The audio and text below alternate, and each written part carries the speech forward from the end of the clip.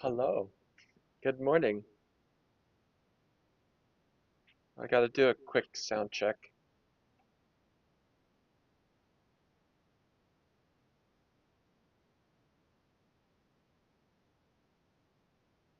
The look and the feel is going to be a little different today.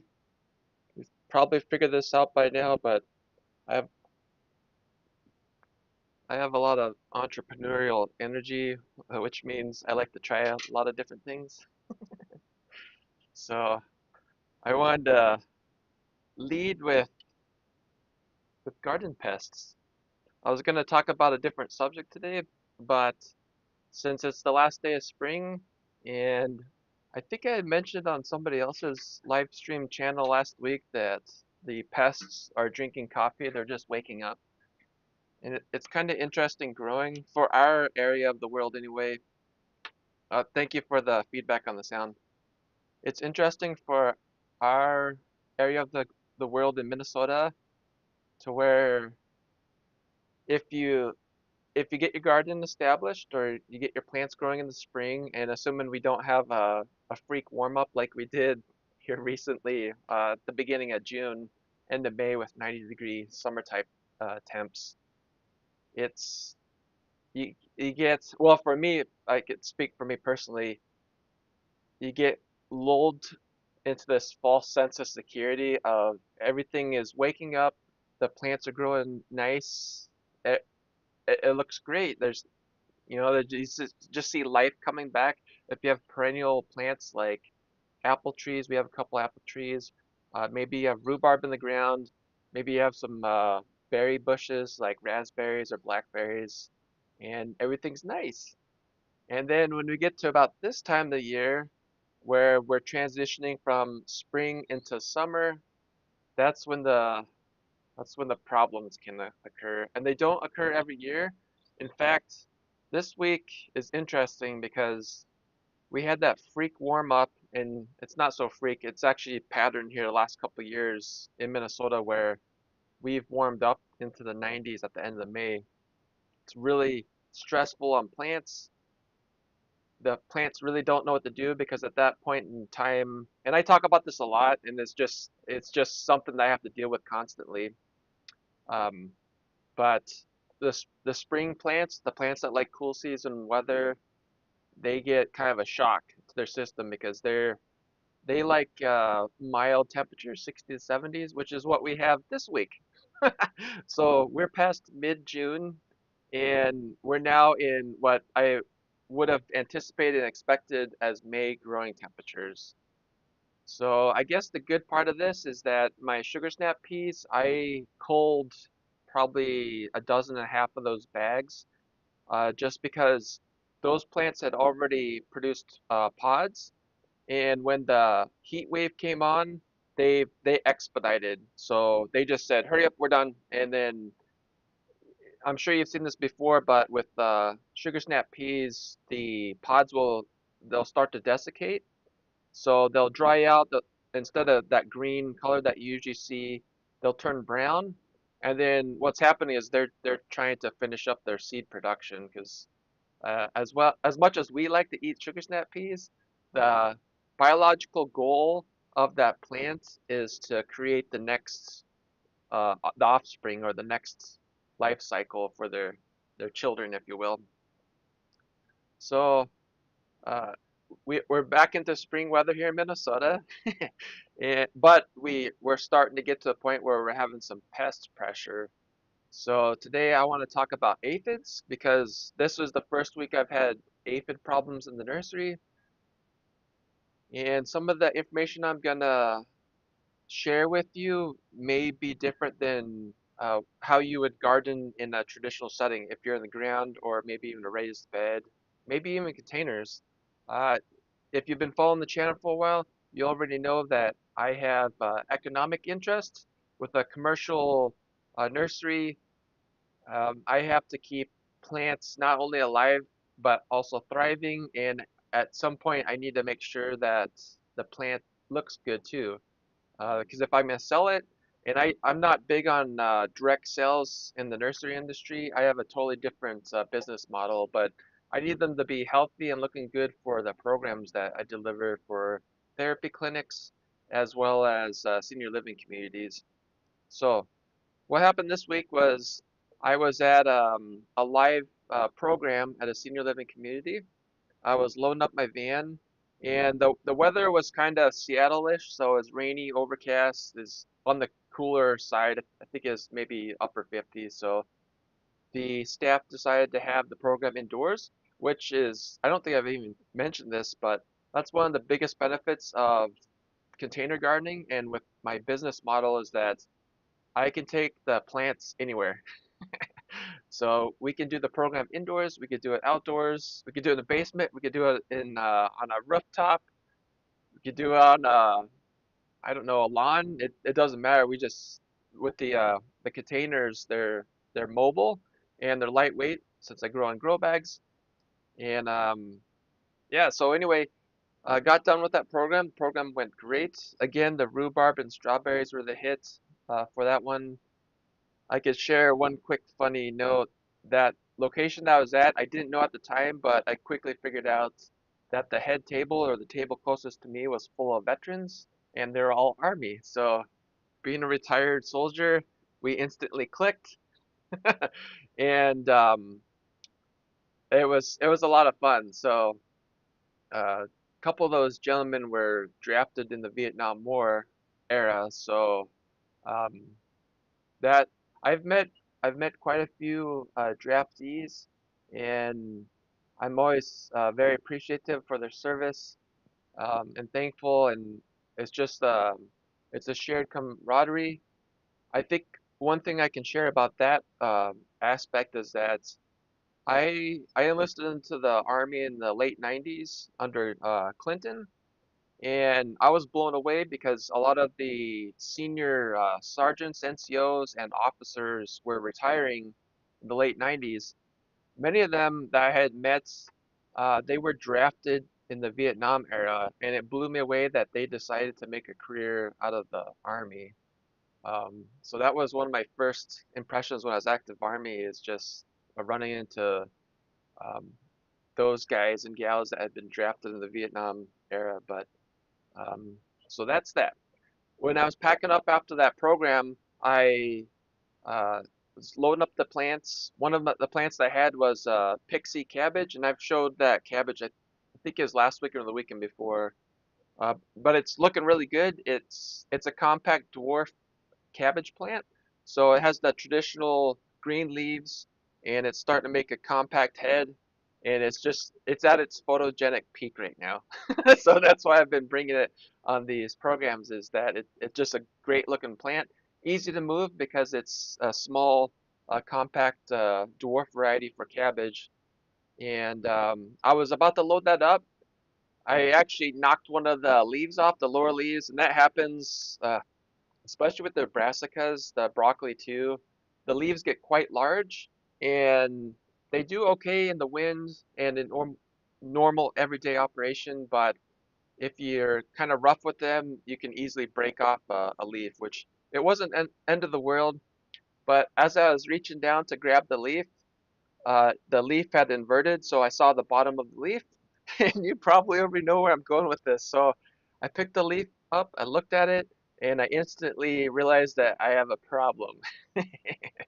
So I'm gonna show you some photos later, but I couldn't tell at first because I was trying to get the rest of the plants into the van.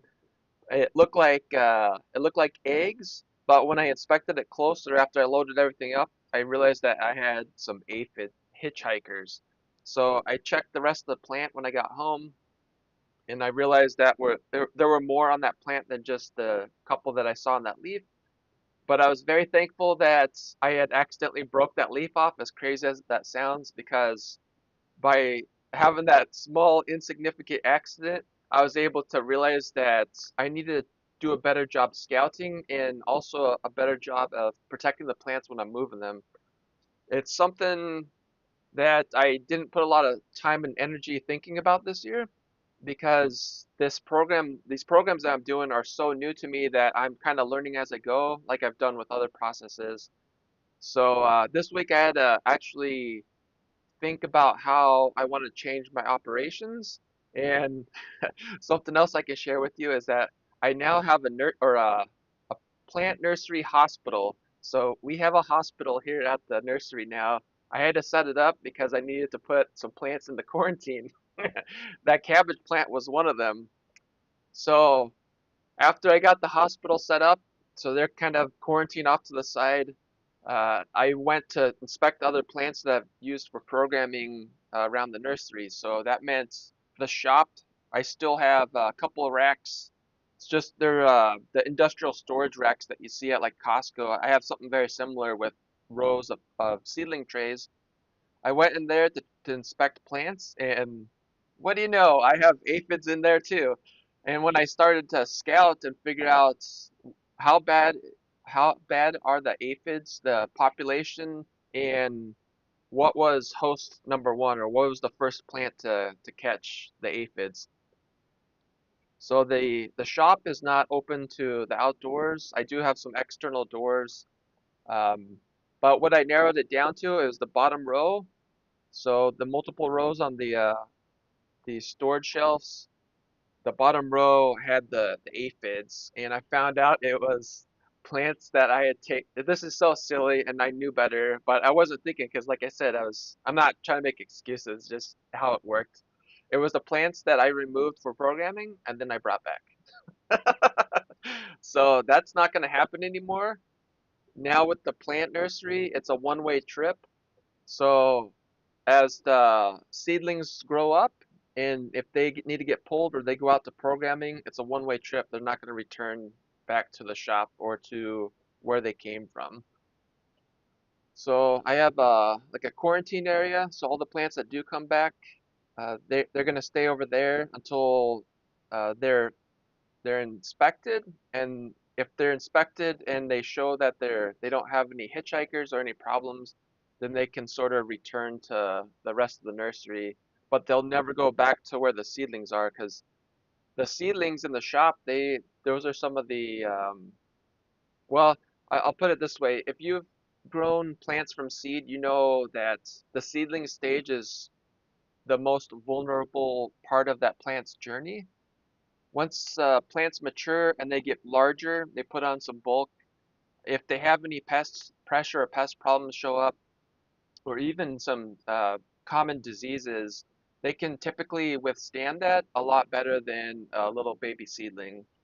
So I culled some plants, which is a fancy, nice way of saying that I ended up composting some plants. Uh, not a lot, but it was enough to where I realized that I have to change the operation and make sure it's a one-way trip for these plants because I can't I can't risk causing problems with the rest of the seedlings that I have in there. So yeah, Jay says it's exhausting and hard to keep up everything. Uh, yeah, yeah. It's tough when a lot of it's timing, right? So I don't know if I've talked much about this, but the longer I do this, the more I learn, the more I realize that it really comes down to timing and the calendar and the clock. So I've mentioned before about how I approach what I do is like kind of like the military, the army does, is where they have a crawl, walk, run type of pace. And right now, I'm not as crazy busy as I was in May, mostly because the larger plants like the melons, cucumbers, the pumpkins, those are all in containers now, and they're in the hoop house, which I'm going to show you here in a little bit when we get to the plant show. Um, but the timing for like pests and disease, from my experience, is the earlier I can catch the problems, the better for my sanity, the better for the health for the plants, and I have less work. So it's just a fact of life and reality that pests and diseases are going to show up. I mentioned last week, I think, that I already anticipate and know that at some point later this year, and it won't be until late August, maybe mid-August, but I'll have powdery mildew show up. and I can't prevent that from being in my environment. It's just it's here present in Minnesota, and it's not just here at the nursery, but out at my customer locations. I've had powdery mildew issues there too.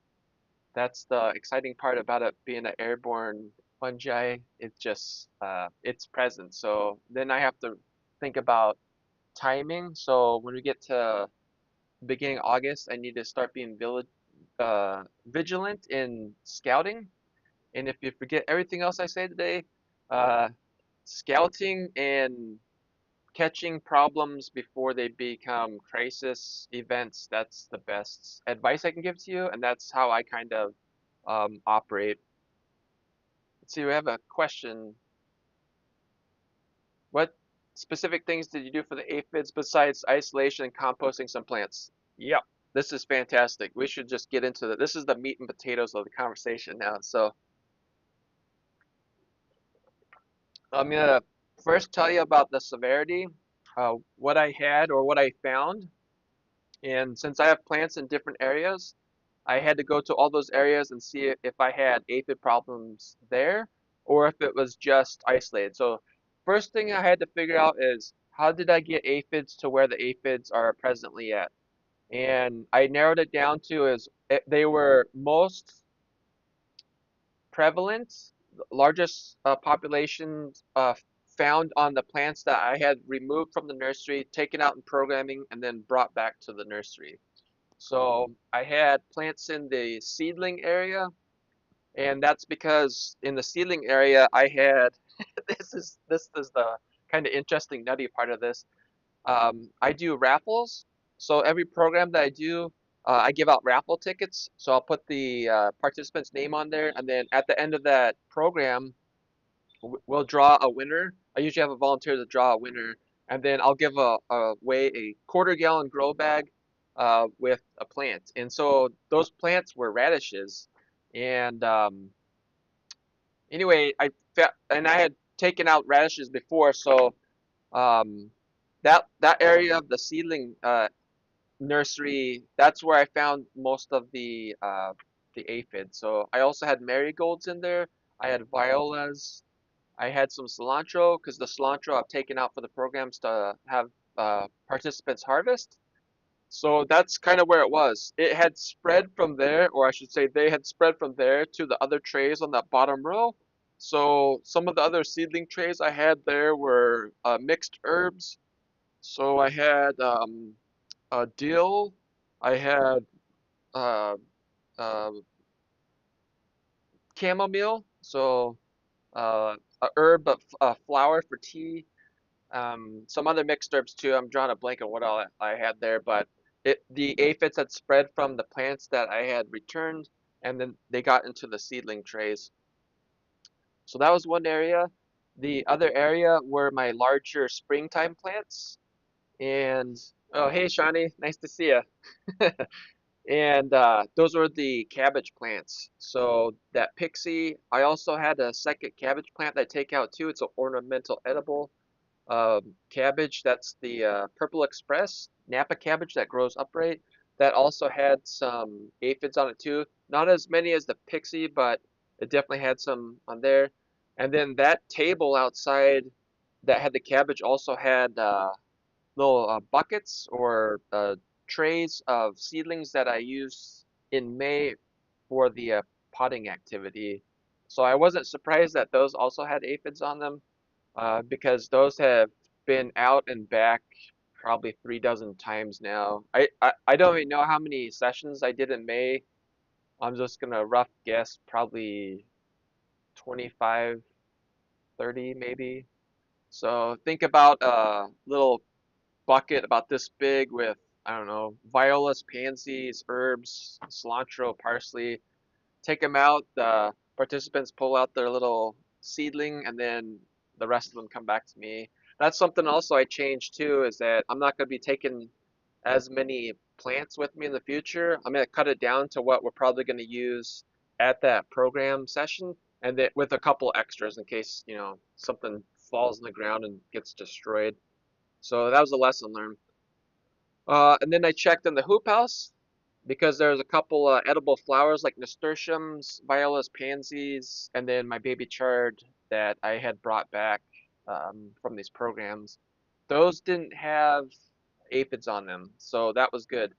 So to answer your question, what I did after I figured out where all the aphids were, and what I did, you could probably do in a traditional garden if you're in ground or in a raised bed, but I took my garden hose, and since I'm in containers, I just tilted the plant on its side, and then I just hosed off the aphids as much as I could. And then I let the plant dry out for a little while, kind of shook off the excess water. And then I used one of my favorite mixtures. It sounds awful, but it's actually harmless, and I recommend it to have it in your toolbox. It's called insecticidal soap. There's recipes online for making it at home. It's basically soap and fatty. I don't know. There's some other non-toxic elements in there. It's basically like a soap and an oil. It suffocates the aphids. Since aphids are a soft body insect, if you have something that can cover up that aphid, they'll suffocate.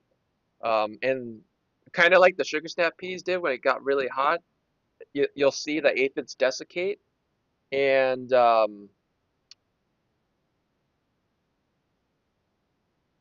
outdoor for hosting aphids from plants. I'm not sure if I understand what you mean on that.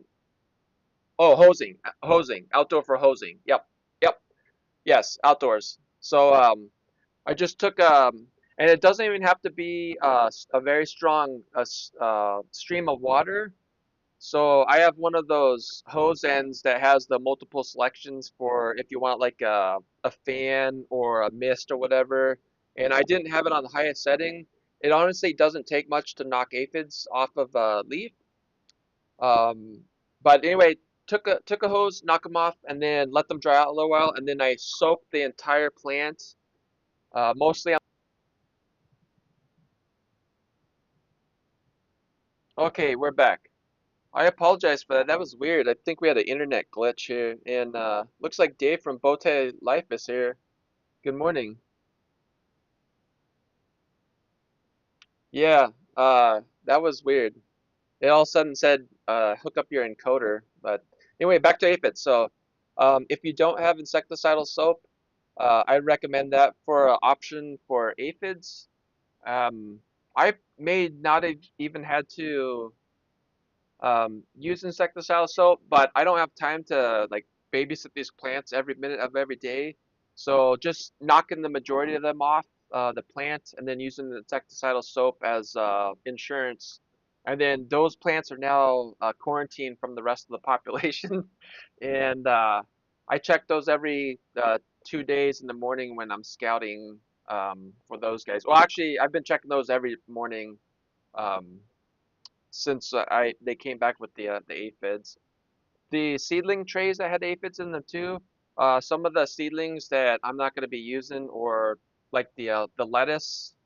I also had some spring herbs that they're pretty much done anyway.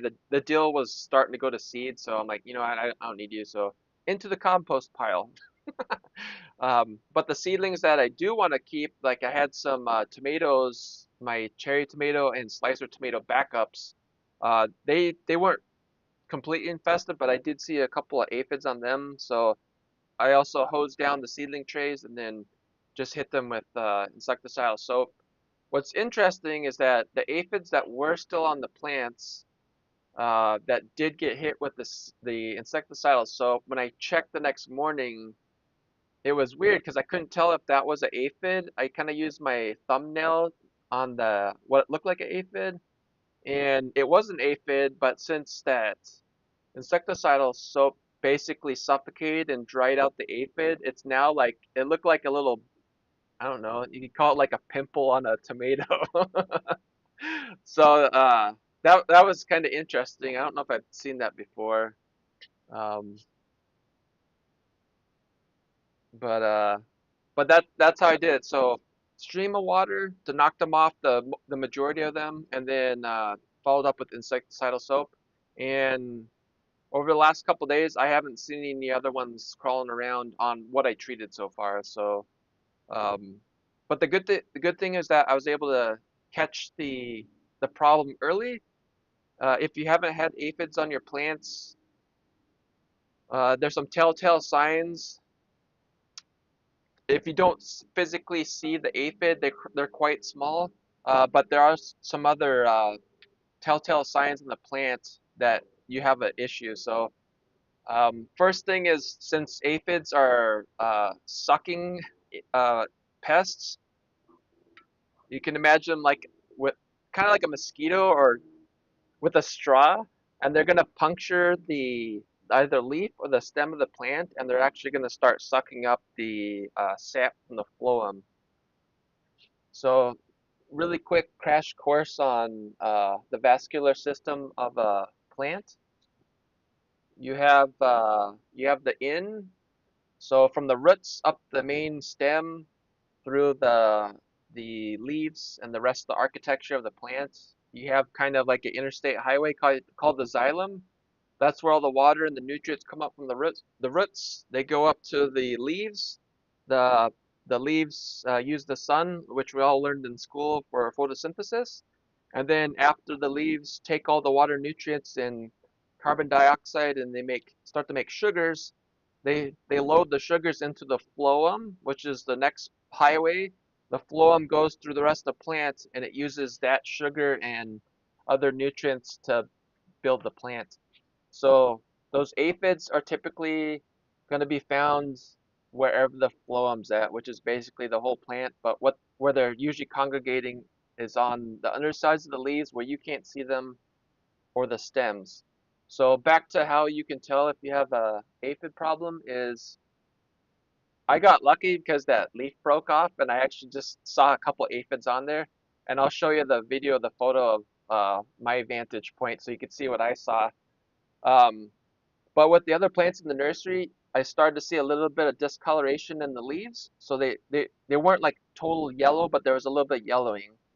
And that's mostly because uh, there's a high enough number of aphids on that plant to where they're actually pulling the nutrients from the phloem of that plant. And the plant can't get what it needs. So that was one telltale. If it gets bad enough, you'll start to see like a black sooty. It just looks weird. So black soot on the leaf, kind of like somebody sprinkled some pepper on it.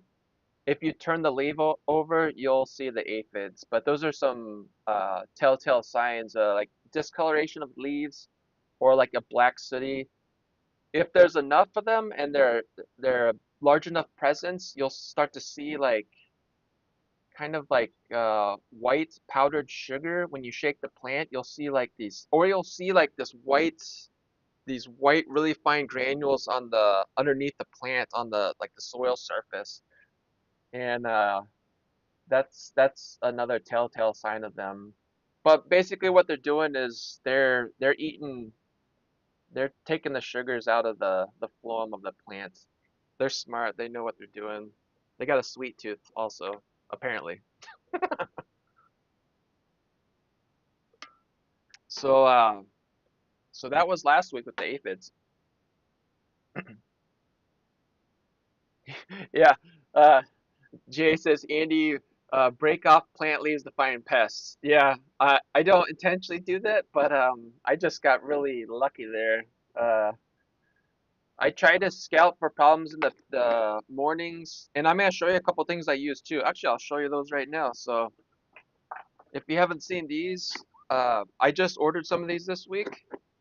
You could call these like the early scouts, and this is something I try to incorporate in the nursery operations, just anything that will help me do more with less time. That's what I'm always looking for, just to be more efficient, right? So these are these are kind of like scouting tags for me, and this box is they're Catchmaster. There's 72 of these. They're sticky cards. So I'll show you this right here. This is what I use, and I actually have sticky tape in the seedling nursery. So this is something. you could probably use in like a smaller garden, but like I said, I don't have enough time to just constantly watch the plant nursery. So this is what I use. I also have tape that's about 12 inches wide, and then I have that in bigger sections hanging throughout where the seedlings are. And the big tape that I use, that's to catch all the flying insect pests that happen to get into that shop. So when I have the doors open, when I'm like running plants out or coming in, sometimes a moth will get in. Sometimes I'll have bees. If like a bumblebee gets in there, I'll try to like shoo the bumblebee out. Uh, but anything like the moths or flying aphids, because if you weren't aware of this, adult aphids, winged aphids can fly, and that's kind of depressing when you think about it. But it's not horrible.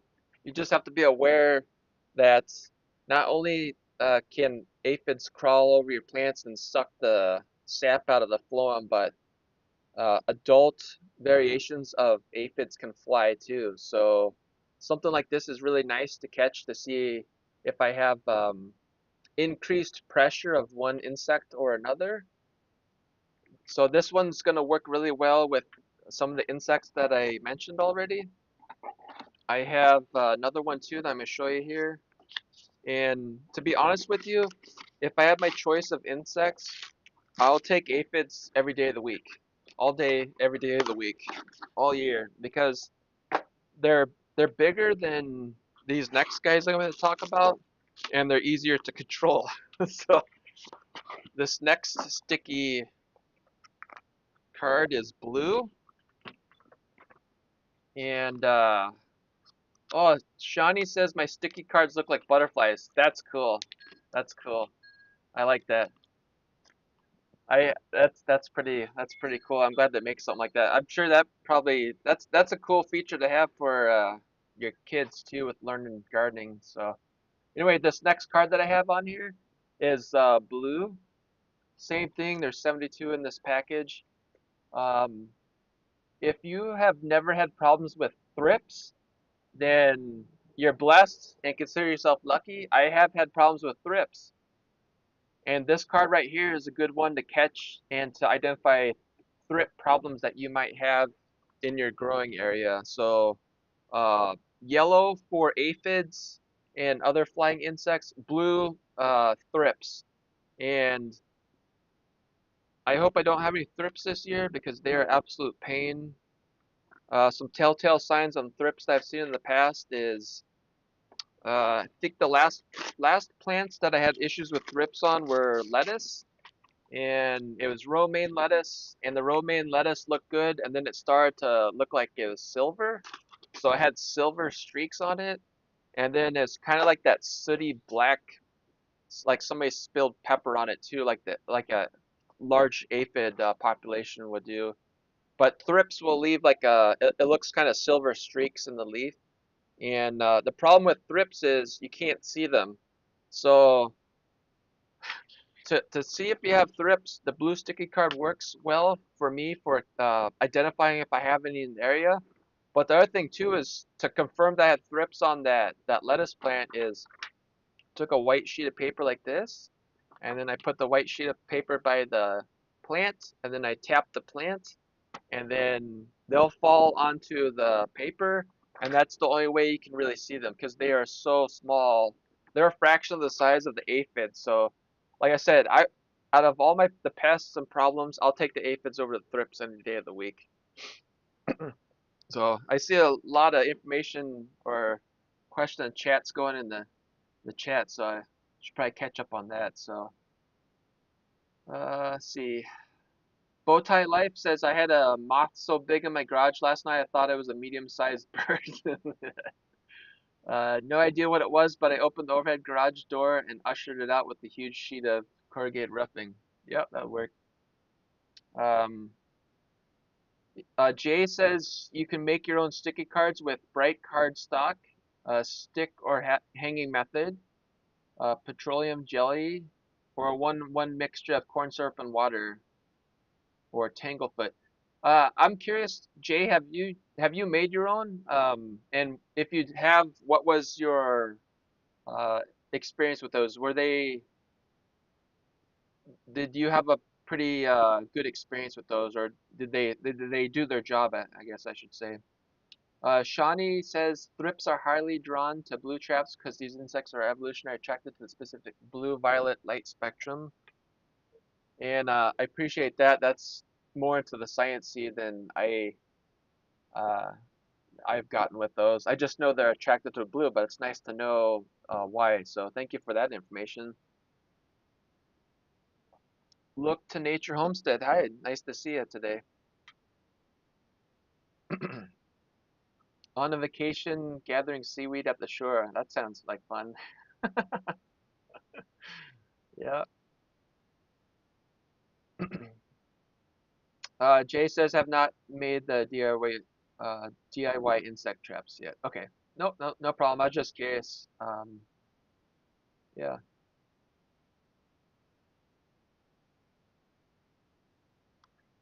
Shawnee says thrips are commonly associated with drought-stressed flora, dry conditions. Yes, thank you very much. I didn't mention this yet, but yes, absolutely. And in fact, the year that I started having problems with the thrips, that was actually a dry year. And from my experience here in our part of Minnesota, uh, let me know if you've had this experience too where you're at. But right here, if we have a long, dry summer, and so far from the extended forecast, it looks like it's going to be pretty mild. So, like I said at the beginning of this, we've kind of flip-flopped our seasons. We already had 90-degree temperatures late last month into early June, and now we're back to what I expect for Minnesota in the spring with 60s and 70s for highs.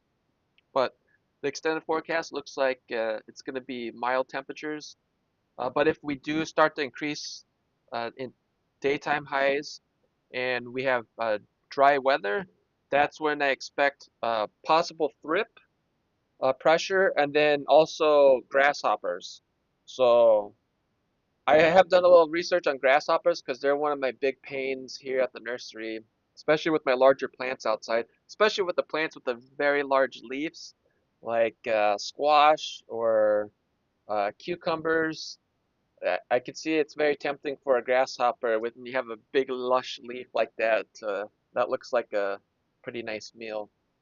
But I've seen problems with them when we have dry heat. And how I understand it, correct me if I'm wrong or if you have more information, but grasshoppers tend to uh, they multiply quicker, so their life cycle speeds up when it gets drier and hotter. So basically, they're making more babies when it's getting hotter and drier. But I have seen those two in conjunction. So dry, hot summers here, I expect more grasshopper pressure and then also possible thrip. But I don't want to say that too loud because I don't want the thrips to hear me if they are listening right now. So, yeah, that's all fantastic information. I appreciate the info on the thrips with the blue light spectrum too. Um,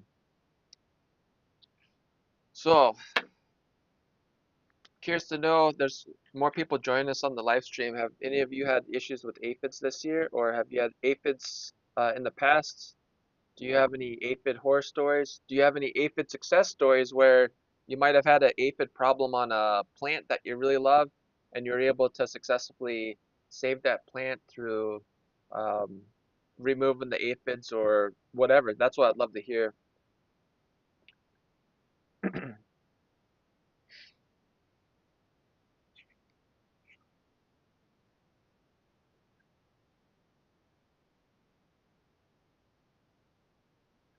See, Jay says it's my understanding that insects tend to be attracted to stressed plants. That's true. That's true. I have a sort of a different problem. I think I think it's just I have such I think it's part of the way I grow, and then I have insect netting around my hoop house. Um, we keep the grass cut short. I think it'd be very tempting for a grasshopper to try to get into where my plants are in the hoop house, just if they don't have a lot of food and it's it's dry out, I think they're gonna want to get to food. So I think that's the problem I'm facing. The nice thing is that we have a lot of birds, so I don't know if you can hear any of them.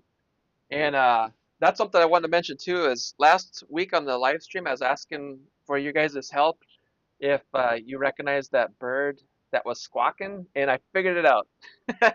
So that was something I wanted to tell you. And Cornell University has an app, and I gotta look at my phone real quick so I can tell you exactly what the app name is. But it's been bugging me for a while. But Merlin Bird ID, it's through Cornell University. They didn't, they're not paying me to give them a plug on that, but uh, I used it this morning, and it uses your phone mic to listen, and it identified that bird that I was wondering about, uh, and plus a bunch of other birds. So anyway, to tie this back to the grasshopper and other pests issues here, we have a lot of trees behind me, as you can see, and we have a lot of birds. So a lot of those pests, like the grasshoppers, the birds are a natural predator for them. So um, here where the plant nursery is, they never get completely out of control.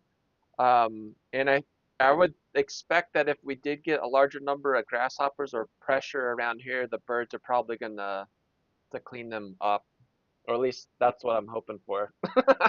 But anyway, back to that bird that I was trying to figure out. So this is interesting because with that bird call, and then I could hear it flapping its wings. I was like, it's got to be a larger bird. But it was what it is, or identified by that bird app, was that it's a ringneck pheasant. It's a rooster. So the reason why I keep hearing them in the morning is that they're actually roosting in our trees that you see behind me. We're on the north side of the valley, and in that valley behind me over my shoulder, we have a lot of coyotes. So at night, we can hear the coyotes yapping, and it's kind of cool because I guess I've seen ringneck pheasants around before, but I didn't realize that that's what they sound like. So that bird app from Cornell again, they correctly identify it. And I'm gonna show you a picture because when I was out here on the patio before the live stream drinking coffee, I actually saw it walking across the yard. So I snapped the picture. But it's crazy because pretty they have a pretty loud call when they're out there yakking. uh, Shawnee says, "Ring that pheasant rooster off for cute." Yep, yep.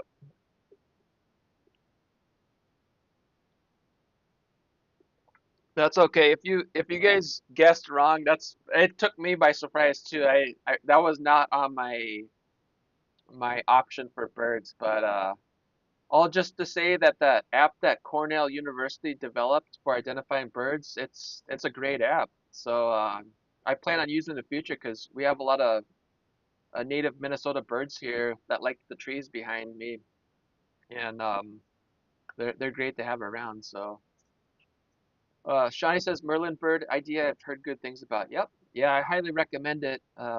So far, yeah, it's pretty cool. You can see it in real time. So as it's listening to your environment, as soon as it identifies a bird, it'll actually show the bird, and then it'll give you like more information about that bird that's in your area. Um, but yeah, so that was one of those questions been nagging me for a while, and but I guess I'm happy that the pheasants feel safe on our property. I guess that's the good thing for that. So anyway, uh, I'm gonna show you some plants now. I usually bring some plants up here, but what I did today is I actually took my camera and I took some photos and videos of the hoop house. So this is the first view of the inside of the hoop house. I wanted to show you the larger plants that I've been transplanting. So you're gonna get to see cherry tomatoes, squash, some melons, pumpkins, because pumpkins are now in grow bags, and then some other stuff. So I need to flip over here so you can see this, and then we'll go here. I'm gonna give it just a couple seconds to make sure that it switches over.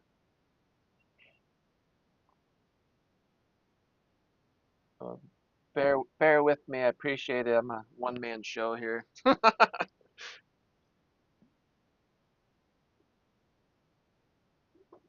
This is kind of a slideshow video today.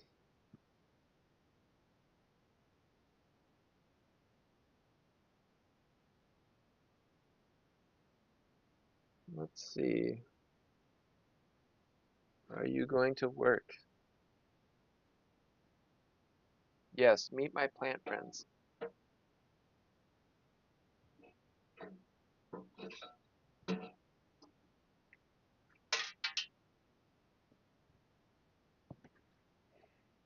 Oh, I see what's happening, I think.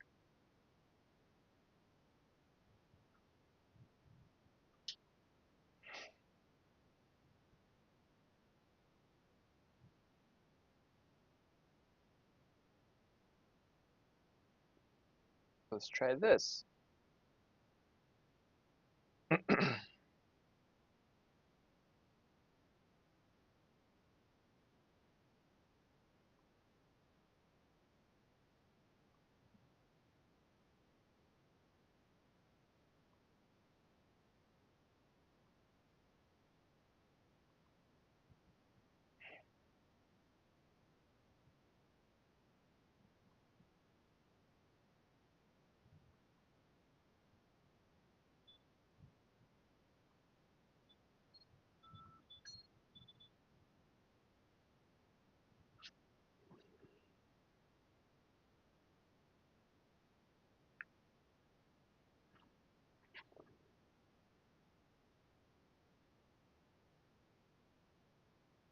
Oh,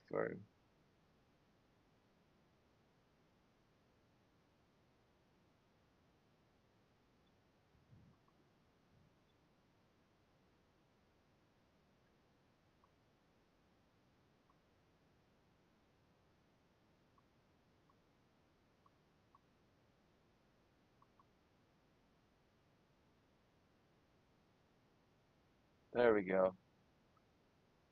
I apologize for that. It's always fun. This should switch. Come on.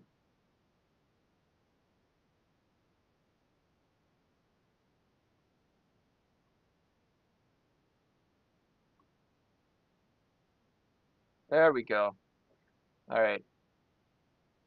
We're back. We're back.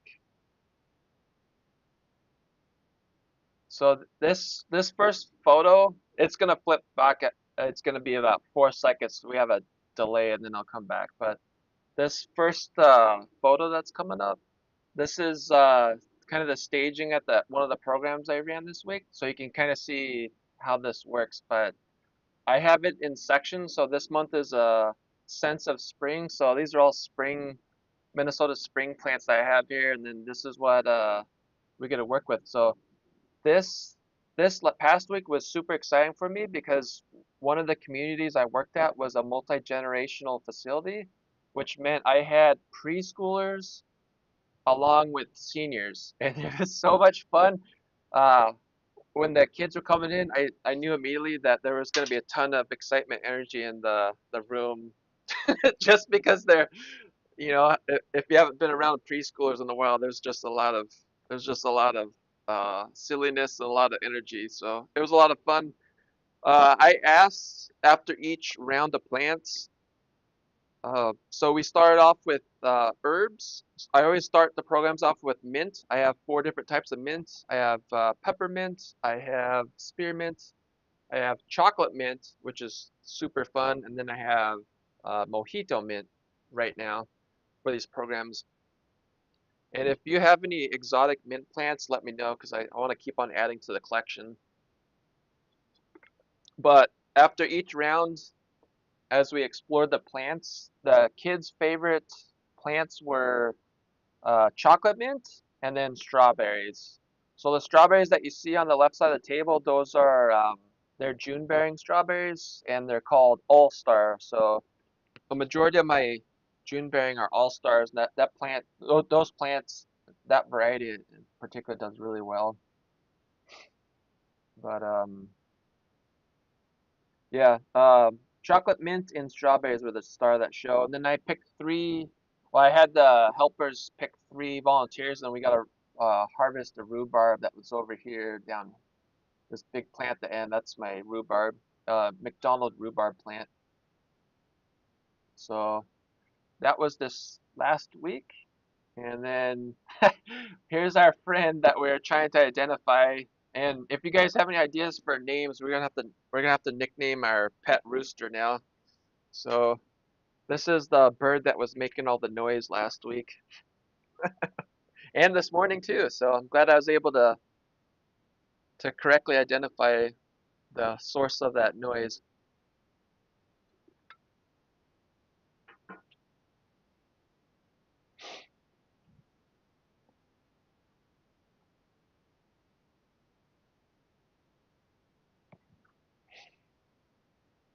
But that's our ringneck pheasant. And it looks like this internet may have locked up again, so that's exciting.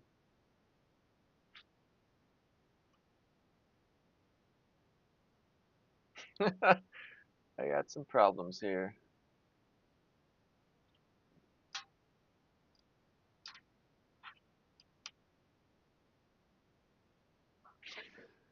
Okay. All right, so that's our ringneck pheasant. This is that pixie plant that I was telling you about. And here, I'll just start the video here. This is back here at the plant nursery.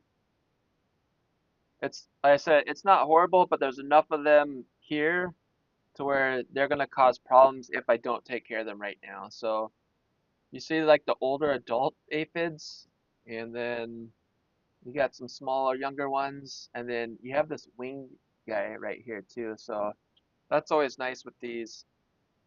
That not only are they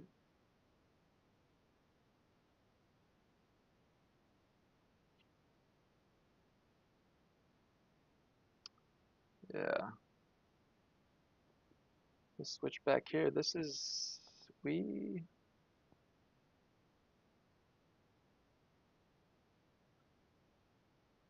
I apologize. We're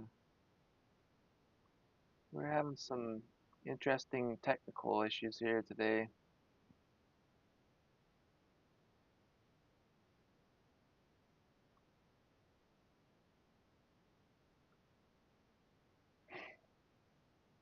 Hmm. Let's try this again.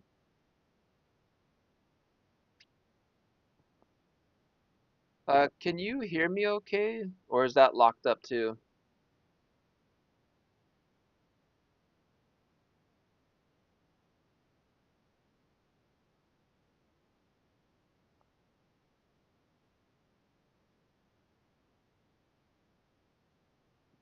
Okay. All right, I'm gonna shut this off and then turn it back on and see if it wants to play nice again.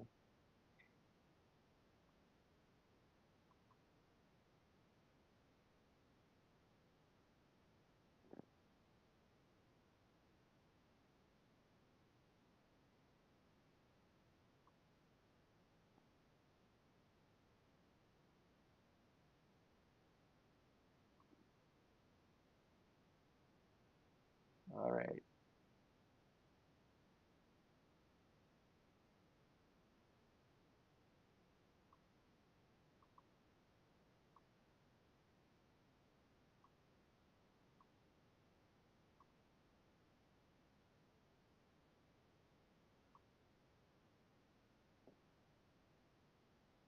I tried toggling this off and I'm gonna toggle back on and see if we can get this to switch.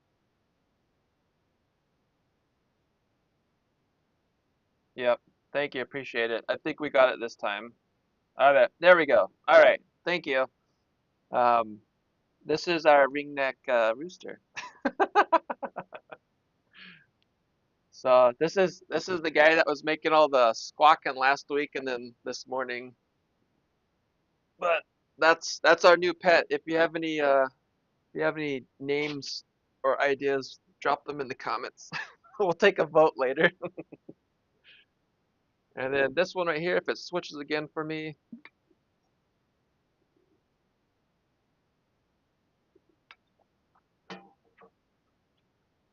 Okay, good. So OBS is being nice.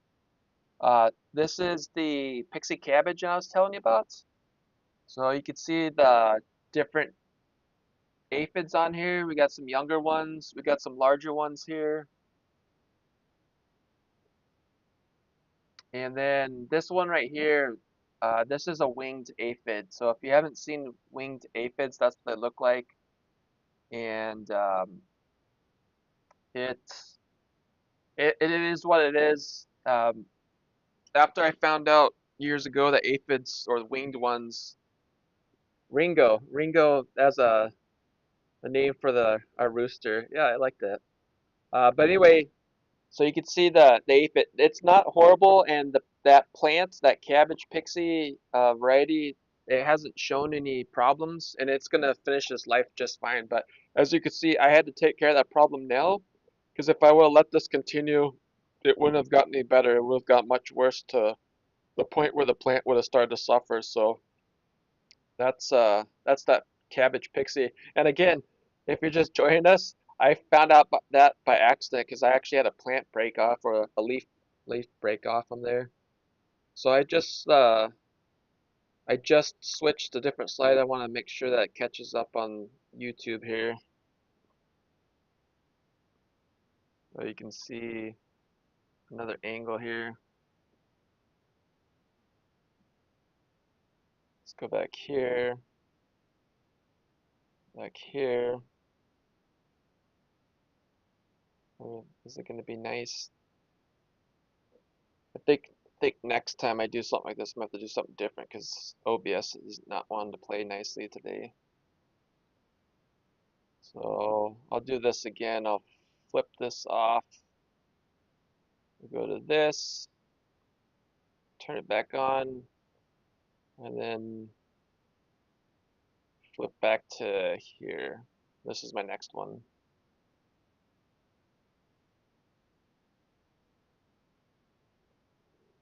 All right.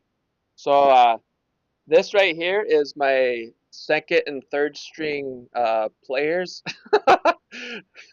So I have um, I have backups to backups just because stuff happens. I always want extras. At some point, we get late enough in the season to where it we don't have enough time to grow these plants out. But right now, we definitely have plenty of time left. So this is one of my tomato sections at the nursery. I usually have this covered up with the row cover that you can see in the background, and these are various cherry tomatoes, and now we're getting into the cucumbers, some watermelon.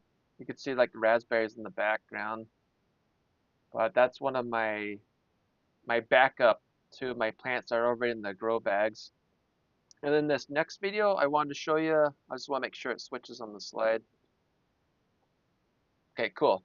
I mentioned this briefly last week, but Moon and Stars watermelon, I wanted to show what the seedlings look like. So this is one of those awesome plants because not only do the fruit look like this, but the leaves and the foliage do too. So you can already see the little yellow dots or the stars on here. And then I'm gonna pan out on this video so you can see what they look like. But it's just a very, very cool plant called Moon and Stars watermelon. So that's that. And then this is the hoop house. So I show a couple of close-ups of the plants so you can see what they look like. This is a butternut squash, baby butternut. They do really well in the containers. That's a 10-gallon container right there.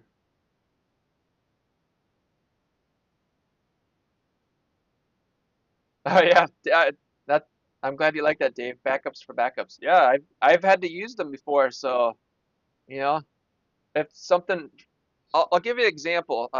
We get hail here, and the plants that are in the hoop house or in the protected area, they're fine. But sometimes I get taken off guard and I don't have time to cover up or protect some plants and they'll get wiped out.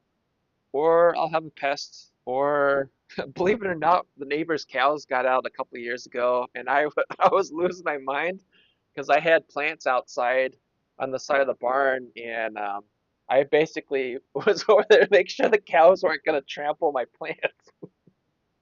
I'll share that with you sometime. It was hilarious at the time, but there's probably 35 cows on our acreage until the owners could come wrangle them up. But that's a story for another day. Uh, but anyway, this is baby butternut squash in 10-gallon grow bags, and then these ones are gonna go vertical. So probably in another week, I'll start to bring the trellis out, and I use 4-foot bamboo poles, and then I tie them together with twine, and it works really well. This one is sugar cube cantaloupe. This is a trial year for this, so I've never grown this. We'll see how it does. This is Astia zucchini right here. I've grown this since 2020. If you like zucchini, that plant right there does fantastic in the container. And I tell the customers on that zucchini plant alone, you have to watch it because once it starts to fruit, if you go out of town for the weekend, you come back, that fruit is going to be like baseball bat size. They get massive. David said I made 54 propagations rosemary last year. Nice. Only need maybe 8 or 10. Great thing about backups is I have gifts for friends and neighbors. Yeah, exactly. I didn't even mention that, but that's a fantastic side point is that um, I could share this with you. The rule here is if you come to the plant nursery, you don't leave without plants. So everybody that comes here for whatever business, you're going to leave with some type of plant. So this right here is mini jack pumpkin. So mini jack pumpkins, this is another one I've been growing since 2020 in grow bags. Uh, this is a great performing plant also. You can either let this one sprawl out or like most of my vining plants, I'll train them to go vertically. And this is the first year I'm trying a couple of things too. So in the past, I've used the 4-foot bamboo stakes, tied them together, and then I'll run some twine on them, let the plants hang on that. This year I'm trying some of the galvanized cages. So far they're doing all right. Um, I'm not sold on it yet. I was experimenting with it in the grow bags just to save some time because the cages are really quick, but we'll see. If you've ever grown in containers and you've used any type of cages or trellises, I'd kind of like to hear what you've done too. I'm always curious.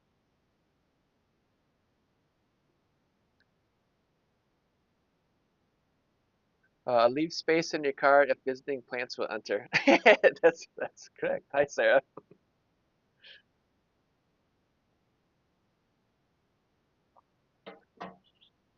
Here are cherry tomatoes. I think this is a sun gold. Oh no, gold nugget. So if you haven't if you haven't grown gold nugget, I've been growing this since 2020 also. It's this one gets kind of goofy. The foliage on it, you can see it. The next one over, I think, is the sun gold, so you can see the difference. It's a determinate plant, so it's bush style. But that plant alone will pump out 120 or more cherry tomatoes. It's a balanced, it's a balanced cherry tomato, so it's not going to be extra sweet. But they have a decent flavor, and they're just so they're kind of a tank. They do really well here in the climate. They produce fantastic too. I think this is my sun gold.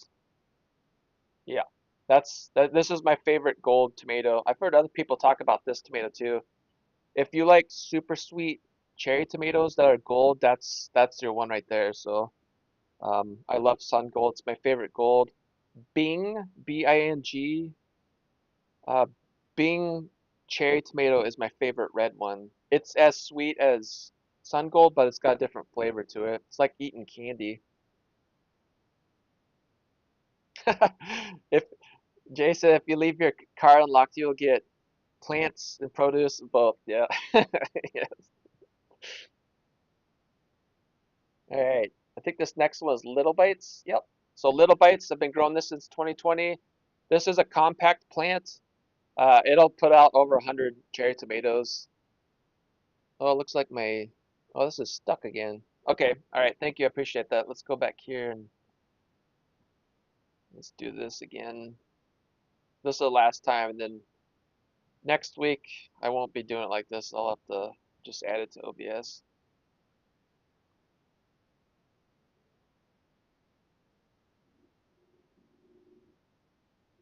All right.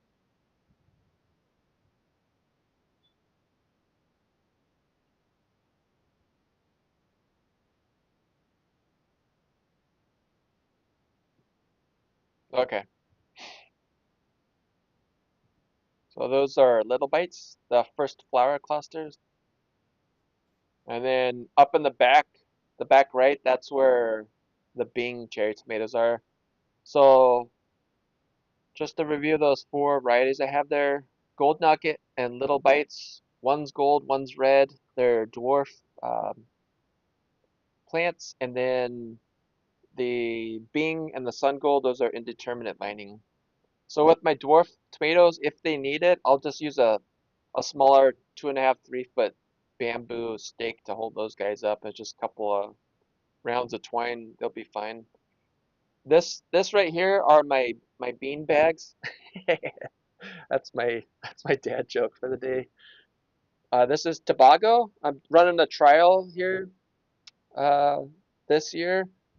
We've had problems in the past where when we get those sudden heat waves, that I've had problems with my heirloom beans like rock door or the amethyst beans where they'll drop flowers, so I get less than optimal production out of them. Tobago's supposed to be uh, more hardier bean or bush bean, and so far I've been really impressed with them. So uh, these are in their bags. They're 7 gallon grow bags that these guys are in, called Tobago. I got those from Johnny's Selected Seeds, and so far they're performing well. So just like the sugar snap peas, I do 12 bush beans per bag. So there's 12 plants in each of those. This one right here is amethyst. That's also from Johnny Selected Seeds, and the amethyst is cool because you can see that purple stem, but the pods will be purple also. And then this last one is rock door, also bush bean. It's gonna have a yellow, yellow bean pods. Then we're back to the sweet corn on the other side of the hoop house. I showed that I think a week or two ago. So this is on deck hybrid from Burpee. And you can see, so underneath the covers, still have some spring plants finishing up. So I got leafy greens, kale, actually a lot of kale, uh, red kale, green kale, some edible flowers underneath there, or spring edible flowers and whatnot. And looks like it locked up again, so I'm not gonna get bore you guys with that because we got the gist of it. So let's turn this on. I'll turn this back on so you can see me. We can close out. Yeah, Dave, Dave got the bean bags. Yeah, I've been using the bean bag pun for years. It's too easy. But anyway, you got a sneak peek inside the hoop house, so there's not much to it.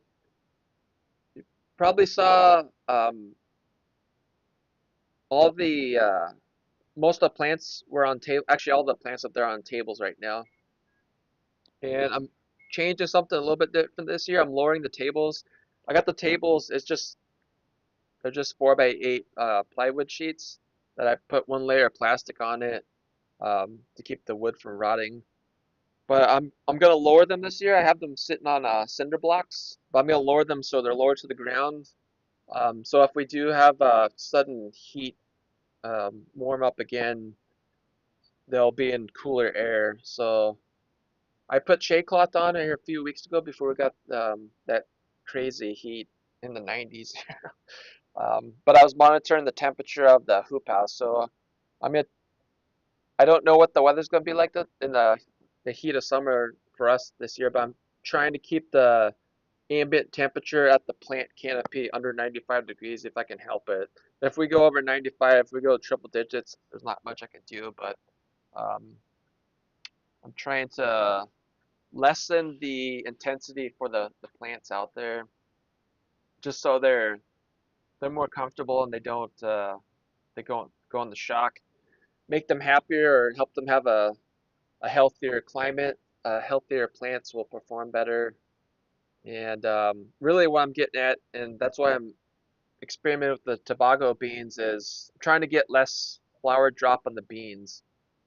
So it wasn't just here that I was having issues with. There's actually at some of my customer locations, I was having bean flowers drop, and there's just there's not much you can do if the temperature climate is not conducive for that plant's reproductive cycle. However, just like I have backups to backups for tomatoes and some of my higher value crops, I always have successions.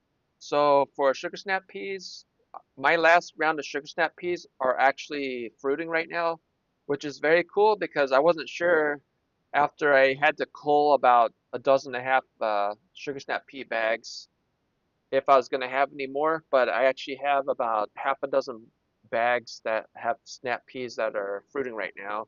That's only because the weather came back down to favorable conditions for the sugar snap peas. So if you ever have plants that drop flowers, it's probably because the environment stressed them out to the point where they went into survival mode. And if they're in survival mode, they can't be in reproduction mode. That's something to know. So and there's different things that can affect that. From my experience, I've seen temperature swings. So wild temperature swings will stress plants out, and humidity. So if you go from dry heat to wet cool, that's just as stressful as a plant as the temperature alone. Uh, to a lesser extent, I've seen like sunlight intensity. So if you go from lots of sun, the plant's growing healthy, and then all of a sudden you get lots of cloudy, overcast days, that can cause, I wouldn't say it's as stressful as the temperature or humidity. It's a different type of stress or a different type of reaction that plant gives. So the plant will slow down, of course. But then, if you've ever seen this on a plant, I've seen this on tomatoes before, where we have extended overcast weather. The newer leaves, so the growing, active growing parts of that tomato plant, you'll see it get lighter green, and that's just a interesting telltale sign that it's not getting enough light. If you've ever seen that and wondered why that was happening, that's what's going on. It's not getting enough light to grow. Um,